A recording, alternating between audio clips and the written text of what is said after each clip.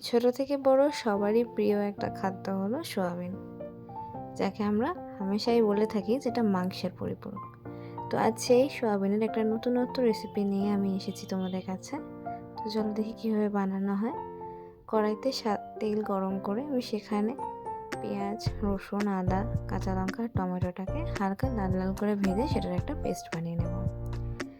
এরপর কড়াইতে তেল দিয়ে আগে থেকে সেদ্ধ করে রাখা সয়াবিনগুলো হালকা করে ভেজে নেব। তারপর সেই সয়াবিনটাতে দই, কাশ্মীরি লাল লঙ্কার গুঁড়ো, গরম মশলা গুঁড়ো, হলুদ গুঁড়ো, চিনি দিয়ে ভালো করে ম্যারিনেট করে রেখে দেবো।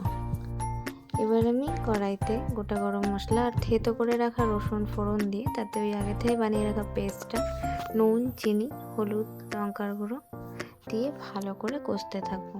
তেল ছেড়ে আসলে ম্যারিনেট করে রাখা সয়াবিনগুলো দিয়ে দেবো, দিয়ে আরও বেশ কিছুক্ষণ ধরে ওইটাকে কষতে থাকবো।